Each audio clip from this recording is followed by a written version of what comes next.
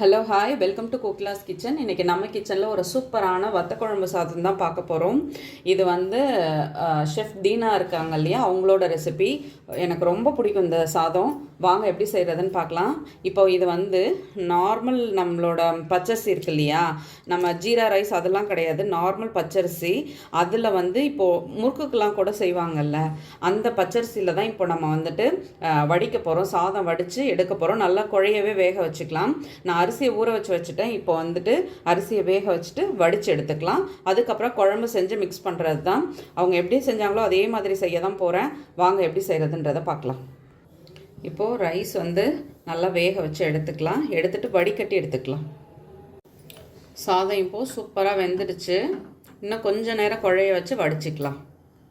இப்போது ஒரு சின்ன லெமன் சைஸ் அளவு புளி எடுத்து நான் நல்லா ஊற வச்சு எடுத்துருக்கேன். இப்போ இதை கரைச்சி இந்த பாத்திரத்தில் சேர்த்துக்கலாம். இப்போது புளி நல்லா கரைச்சாச்சு, இதில் சேர்த்துக்கலாம். அடுத்து இதில் வந்து கொஞ்சம் கல்லுப்பு பாதியாக போட்டுக்கோங்க, ஏன்னா மணத்தக்காளியில் வந்து நல்லா உப்பு இருக்கும் வத்தல்லாம். இப்போ அடுத்து வந்து தனி மிளகாத்தூள்,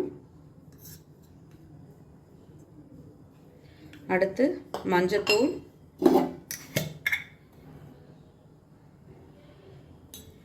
அடுத்து தனியாத்தூள்.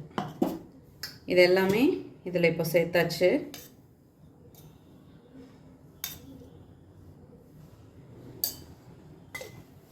இது கூட கொஞ்சமாக கருவேப்பிலை, சின்ன துண்டு வெல்லம். பொதுவாக நான் வந்து வெல்லம் சேர்த்து செய்ய மாட்டேன், பட் இதை வந்து அவங்க செஞ்சதை அப்படியே செய்யணுன்றதுக்காக தான் வெல்லம் சேர்க்குறேன். இப்போ இது எல்லாத்தையும் மிக்ஸ் பண்ணிவிட்டு நம்ம வந்து கொதிக்க வச்சிடலாம். லாஸ்ட்டாக இது கூட நம்ம வீட்டு குழம்பு தூள் வச்சுருக்கோம் இல்லையா, அதில் வந்து ஒரு அரை ஸ்பூன் அளவு சேர்த்துருக்கேன். இப்போ எல்லாத்தையும் நல்லா மிக்ஸ் பண்ணிக்கலாம்.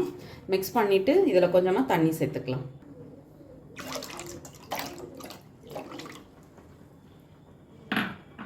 சாதம் இப்போது நல்லா வெந்துடுச்சு. நான் வடிச்சிக்கிறேன். இப்போது நம்ம வந்து இந்த கரைச்சி வச்சுருக்க புளி தண்ணியை நல்லா கொதிக்க வச்சுக்கலாம்.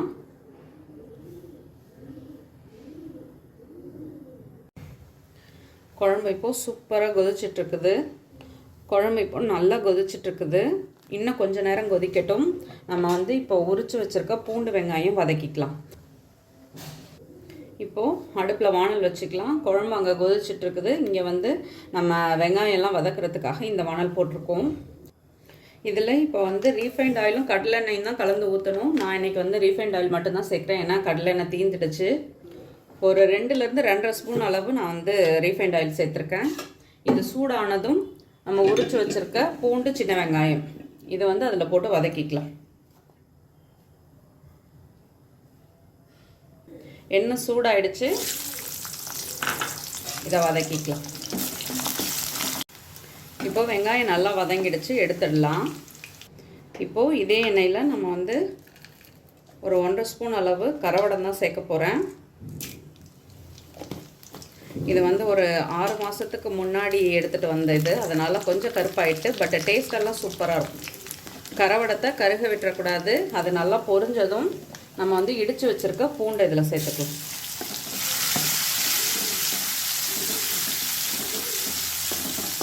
பூண்டு இப்போது நல்லா வதங்கிடுச்சு. நான் வந்து கொஞ்சமாக மணத்தக்காளி வத்தல் தான் இதில் சேர்த்துக்கிறேன். இப்போது இது எல்லாமே சேர்த்து இது எல்லாமே நல்லா பொரிஞ்சதும் நம்ம கொதிக்க வச்சுருக்கோம் இல்லையா, அந்த குழம்புல தான் சேர்க்க போகிறேன். குழம்பு நல்லா கொதிச்சிடுச்சு. நம்ம வந்து வறுத்து வச்ச இந்த மணத்தக்காளி இந்த தாளிப்பை இதில் சேர்த்துக்கலாம்.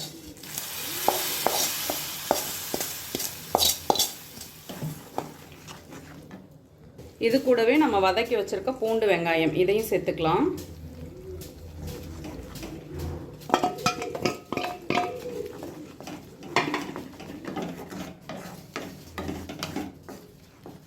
இப்போது பாருங்கள், குழம்புலேருந்து எண்ணெயெல்லாம் நல்லா பிரிஞ்சு வர ஆரம்பிச்சிடுச்சு.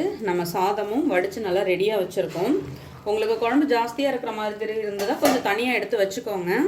நான் வந்துட்டு இது ரெண்டுத்துக்குமே திட்டமாக இருக்கும், அதனால் நான் இதிலேயே டைரெக்டாக போட்டு அப்படியே மிக்ஸ் பண்ண போகிறேன்.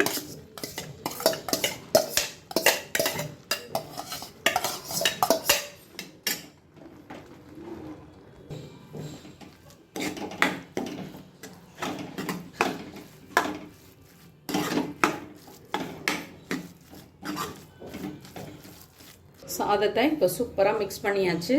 இதில் வந்து நான் கொஞ்சமாக நல்லெண்ணெய் சேர்த்துக்கிறேன். நம்மளோட சாய்ஸ் தான், நல்லெண்ணெய் எவ்வளோ வேணாலும் சேர்த்துக்கலாம். நான் இப்போ ஒரு 2.5 ஸ்பூன் அளவு சேர்த்துக்கிட்டேன். லாஸ்ட்டாக கொஞ்சமாக கருவேப்பிலை. சூப்பராக வந்திருக்குது ரைஸு. வத்தக்குழம்பு சாதத்தை நான் வந்து அபிராமி ஹோட்டலில் தான் சாப்பிட்டேன். மாயவரத்தில் அபிராமி இருக்குது பார்த்தீங்களா, அதில் தான் நான் சாப்பிட்ருக்கேன். எனக்கு ரொம்ப பிடிக்கும் இது. ரொம்ப நாளாக தேடிட்டு இருந்த ரெசிபி இது. இது கிடச்சதில் எனக்கு ரொம்ப ஹாப்பி. நீங்கள் பாருங்கள், சூப்பராக ரெடி ஆகிடுச்சு. சுட சுட வத்தக்குழம்பு சாதம், ஒரு அப்பளம், போதும். செம்மையான காம்பினேஷன். இப்போ நம்ம பவுலில் மாற்றிக்கலாம். சுட சுட சூப்பராக நம்மளோட வத்தக்குழம்பு சாதம் ரெடி ஆகிடுச்சு. நீங்களும் வீட்டில் ட்ரை பண்ணி பாருங்கள், கண்டிப்பாக உங்களுக்கு பிடிக்கும். வீடியோ பிடிச்சா லைக் பண்ணுங்கள். என்னோடய வீடியோ உங்களுக்கு யூஸ்ஃபுல்லாக இருந்தால் சப்ஸ்கிரைப் பண்ணிக்கோங்க. யாராவது வத்தக்குழம்பு சாதத்தை தேடிட்டு இருந்தீங்கன்னா கண்டிப்பாக இந்த மெத்தடில் ட்ரை பண்ணி பாருங்கள். செம்மையாக வந்திருக்குது. இதை ஷேர் பண்ண அவங்களுக்கு தான் நம்ம தேங்க்ஸ் சொல்லணும். ரொம்ப ரொம்ப சூப்பரான ரெசிபி. வீடியோ பிடிச்சா லைக் பண்ணுங்கள். தேங்க்யூ. சுட சுட சாதம், இது கூட வத்தல், செம்ம சூப்பரான காம்பினேஷன். ட்ரை பண்ணிவிட்டு கட்டாயமாக சொல்லுங்கள்.